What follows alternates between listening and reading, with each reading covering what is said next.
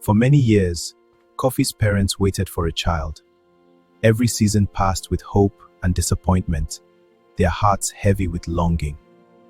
Villagers whispered about curses and shame, but the couple remained steadfast. In the quiet dusk of their village courtyard, they sat together outside their modest clay-walled home, hands folded, faces thoughtful. The world was calm, yet every shadow of palm trees and every clay pot told a story of longing and patience. One night, the desperate parents went to the wide river that fed their village. They knelt at the glowing water's edge, bowing low, presenting palm wine, white cloth, and small calabashes. The moon cast a pale light on the river, reflecting the stars above. A mystical glow rose from the water, hinting at a presence older and deeper than time.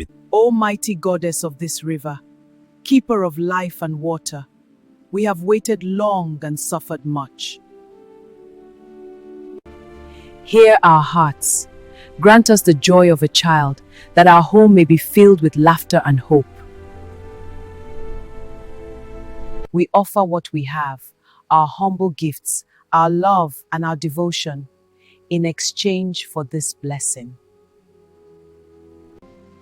Great Spirit, we have known shame and whispers in the village. We ask not for wealth, nor fame, nor power. Only the gift of a child to honor the life you give us. Let the river watch over them, guide them, and protect them, as you have guided these waters for centuries. They waited in silence, heads bowed, hearts pounding, as the river shimmered faintly, almost breathing, acknowledging their plea. Their words hung in the night air, carried softly across the glimmering water, a pact between mortal longing and an ancient, timeless power. After the rains, the village awakened to a miracle. Kofi was born, a child of both earth and water, cradled in his mother's arms outside their home. The river sparkled behind them, slightly overflowing, calm and protective. Villagers gathered quietly, eyes wide with awe and whispers of blessing. The lush greenery glistened under soft sunlight, and the air was heavy with joy and reverence. Kofi's arrival felt destined, miraculous, and watched by the river itself. As a boy, Kofi played by the river's edge, barefoot and laughing, splashing in water that obeyed him. We want to dance! More splashes! Yay, again! Fish leapt near his hands, and the currents parted for him. Palm trees swayed, sunlight danced on the river's surface, and everything felt magical. Years later, Kofi grew into a strong, skilled fisherman. Early in the morning, he stood confidently in his wooden canoe, casting nets across the calm river. Mist rose gently from the water, sunlight breaking through in golden streams. Birds flew overhead, and lush greenery framed the reflective river. Kofi's life remained intertwined with the water, blessed and guided, yet watched by forces beyond his understanding. Ama was a kind and careful young girl, moving through her village each morning with a small basket in her hands. Every morning, she moved through the village, helping wherever she could. She carried water, assisted elders with their chores, and made sure the children were safe as they played. Even in the bustle of the village, her presence quietly brought calm and care to those around her. Good morning, Elder. How are you today? I am well, child. Your kindness is a blessing. She loved mornings by the river, the quiet water, the soft breeze, and the songs of birds and insects gave her a sense of peace. These were moments to pause, to breathe, and to enjoy the calm before the day began. As she walked along the riverbank, something caught her eye. A young man stood there by the water, and in that instant, she felt a spark she couldn't explain. Her heart skipped a beat, and she knew, in a way she had never known before, that her life was about to change. He stepped forward, offering his heart without a word. She felt a rush of joy and certainty, and in that magical moment by the river, she agreed. It was sudden, unexpected, and perfect. The river had watched Kofi all his life, and it was jealous. When it saw him unite his life with Ama, fury rose from its depths. The water surged and shimmered, forming a humanoid shape that seemed to roar across the riverbank. The anger was palpable, a force older and stronger than anything the village had ever seen. Ama didn't stop to think. The moment the river began to roar, she grabbed Kofi's hand and ran. Behind them, the water crashed and surged, angry and alive, calling out as if it could still reach them. They ran as fast as their feet could carry them, hearts pounding, breath uneven, fear pushing them forward. The wind whipped around them, and the ground trembled beneath their steps, but they didn't look back. All that mattered was escaping the river's grip and holding on to each other. For the first time, Kofi felt what it meant to choose love over destiny. That evening, Kofi sat with his parents beneath the old mango tree, his voice steady but his heart pounding. "I love Ama. I want to marry her. I'm ready to build a life with her." For a moment, there was silence. Then his mother spoke. No, this marriage cannot happen. Kofi, you were not born like other children. We begged the river for you. We promised her your life. You were dedicated to the river goddess the day you was born. If you marry that girl, the river goddess will kill you. This union will not hold. "Mother, I love her."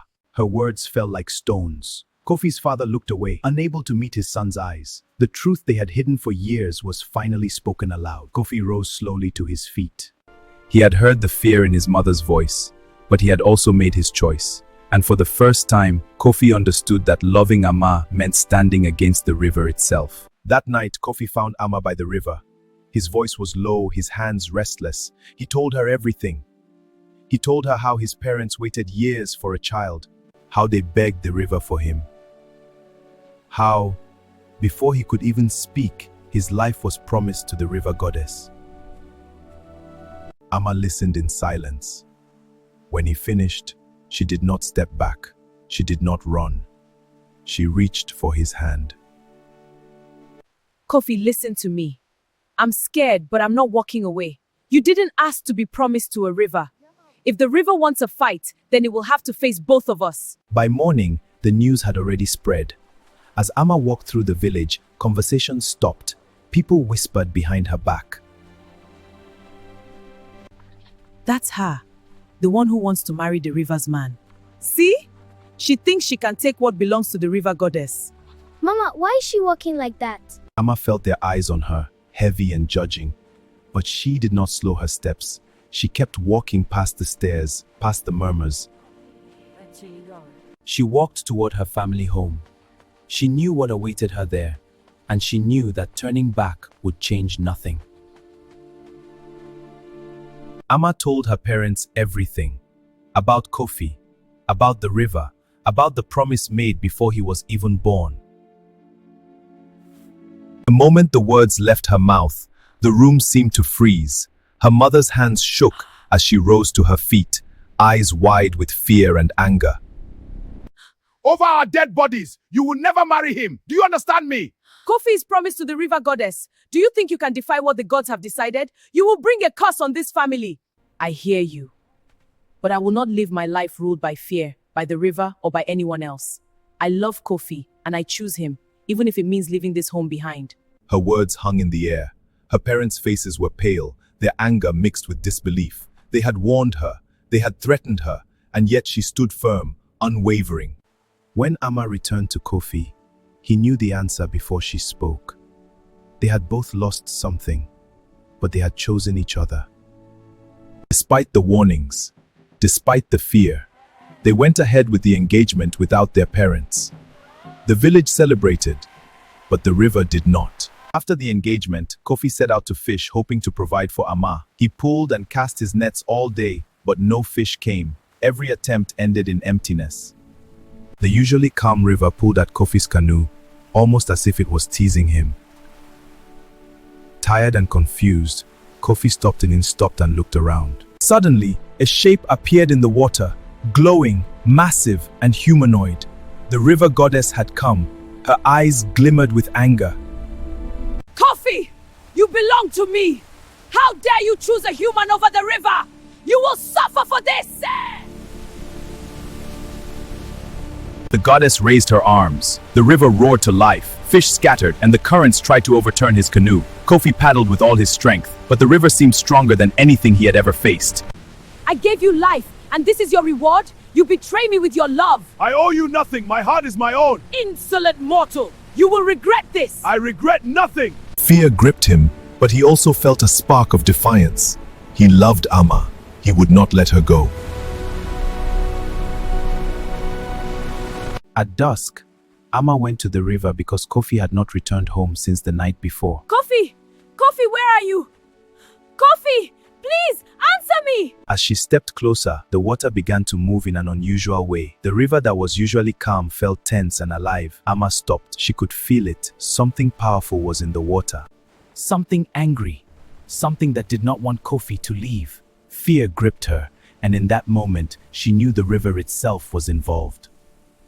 Ama saw Kofi fighting the strong river tide, struggling to keep his canoe steady. Without thinking, she ran toward the water. Ama, I'll go back! But she didn't listen.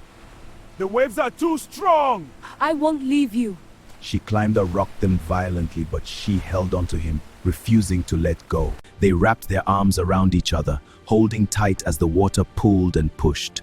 Kofi's voice broke. I am so sorry, Ama. I should have told you sooner. I never wanted you to be part of this. Ama held him closer, her voice steady despite the fear. We must keep going.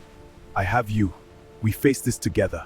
Yes, together. The river roared around them, angry and unforgiving, as if it could feel their love and hated it. The river rose in one final surge.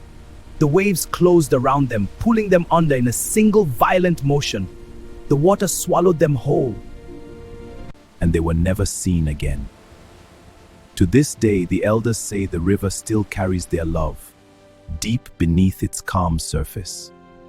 And so the river flows on, calm and silent, hiding the story beneath its surface. Kofi and Ama are gone, but their love remains when in whispers in water and in the warnings passed from one generation to the next. Some stories are not meant to comfort us, they are meant to be remembered.